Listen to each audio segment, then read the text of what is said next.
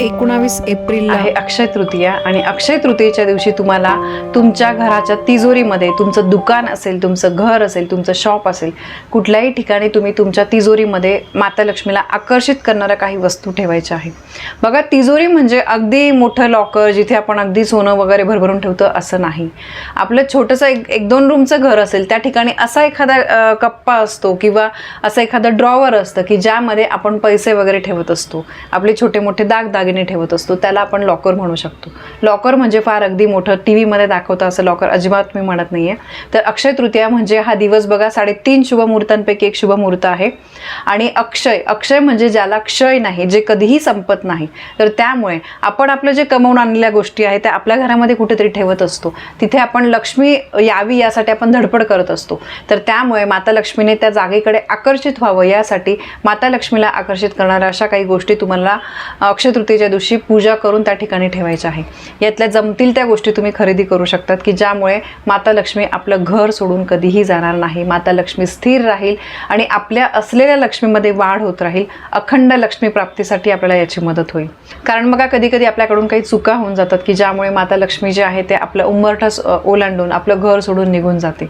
आणि मी जसं सांगितलं की काही वस्तू त्या दिवशी जर तुम्ही खरेदी केल्या तर इतर वेळेस खरेदी करण्यापेक्षा त्या दिवशी तुम्ही खरेदी करून त्याची पूजा केल्यावर तुम्हाला त्याचा जास्त लाभ होत असतो.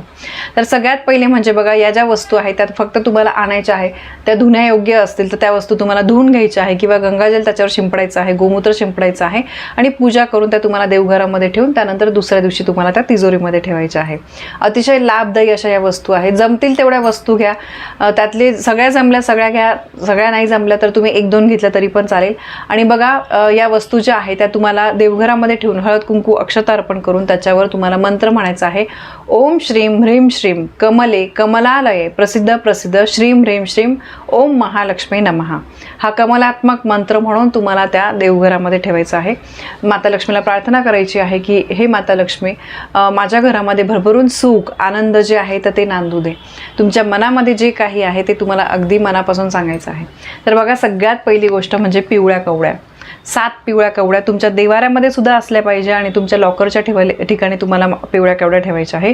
पिवळ्या कवड्यांना खरंच खूप महत्त्व आहे. लक्ष्मीची पूजा ही पिवळ्या कवड्यांशिवाय पूर्ण होत नाही.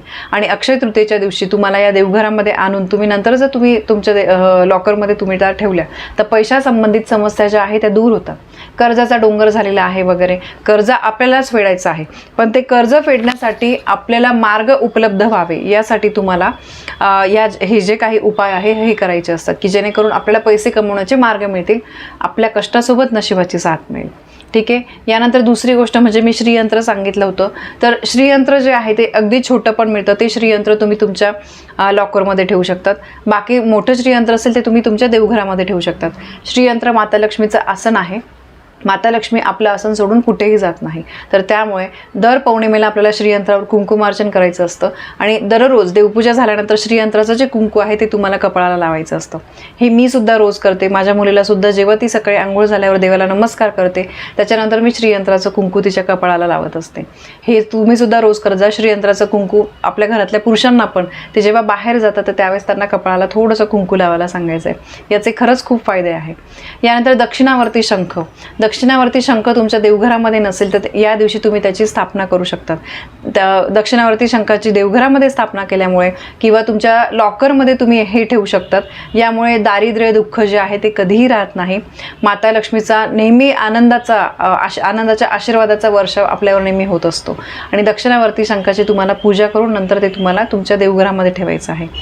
यानंतर रुई जे असते तर पांढरी रुई असते. बघा, रुईचे पण 2 प्रकार आहेत. तर पांढऱ्या रुईचं जे मूळ आहे अगदी छोटंसं, तुम्हाला रुईच्या झाडाच्या मुळाशी थोडंसं तुम्हाला माती बाजूला करून थोडंसं त्याचा मुळाचा तुकडा जो आहे तो तुम्हाला आणायचा आहे. रुईच्या झाडाचं मूळ तुम्हाला आणायचं आहे आणि नंतर ते पूजा करून तुम्हाला तुमच्या लॉकरमध्ये ठेवायचं आहे, तुमच्या तिजोरीमध्ये ठेवायचं आहे. ठीक आहे.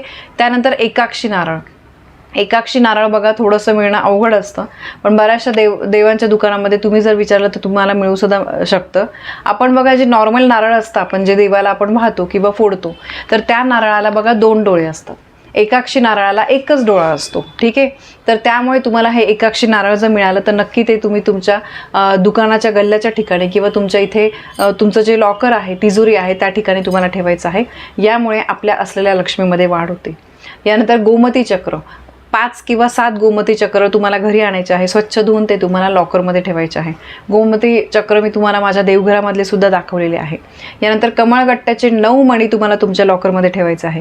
मी सांगितलं कमळगट्ट्याचे मणी म्हणजे कमळाच्या फुलांचे जे बी असते तर त्याला कमळगट्ट्याचे मणी म्हणतात. आपण कमळ माता लक्ष्मीला रोज नाही वाहू शकत, कारण कमळ हे काही झेंडूसारखं नाही की आपल्याला अगदी इझिली मिळून जाईल. तर त्यामुळे तुम्हाला कमळगट्ट्याचे 9 मणी तुमच्या लॉकरमध्ये ठेवायचे आहे. यामुळे माता लक्ष्मी जी आहे तर ती आकर्षित होते. यानंतर धने, थोडेसे अगदी धने तुम्ही कागदाच्या पुडीमध्ये बांधून तुमच्या तिजोरीमध्ये ठेवायचे आहे. धने जे आहे ते माता लक्ष्मीला आकर्षित करतात. बघा, धनत्रयोदशीला आपण धन्यांची पूजा करत असतो, त्यामुळे धन्यांना सुद्धा तितकंच महत्त्व आहे. तर या सांगितलेल्या गोष्टी, त्यातल्या जमतील त्या गोष्टी तुम्हाला तुमच्या तिजोरीमध्ये ठेवायच्या आहे आणि तुमच्या लॉकरमध्ये ठेवायच्या आहे. तुमच्या गल्ल्याच्या ठिकाणी, तुमचा काही बिझनेस आहे तर तुम्हाला गल्ल्याच्या ठिकाणी ठेवायचं आहे. या गोष्टी ज्या आहे त्या कुलदेवीला, माता लक्ष्मी, भगवान विष्णूंना प्रसन्न करत असतात, आकर्षित करत असतात. आणि सांगितल्याप्रमाणे या दिवशी सेवा नक्की करा, दान करा. दिवस अतिशय महत्त्वाचा आहे. 3.5 शुभमुहूर्तांपैकी एक शुभमुहूर्त असल्यामुळे आपल्याला या दिवशी न चुकता न विसरता सांगितलेल्या गोष्टी करायच्या आहे की जेणेकरून आपल्याला त्या दिवसाचा भरभरून लाभ होईल. तर बघा, ही अत्यंत महत्त्वाची माहिती मला तुमच्यापर्यंत पोहोचवायची होती. माहिती तुम्हाला आवडली असेल, व्हिडिओला लाईक करा, शेअर करा. आपल्या चॅनलवर नवीन असाल तर सबस्क्राईब नक्की करा. धन्यवाद. श्री स्वामी समर्थ.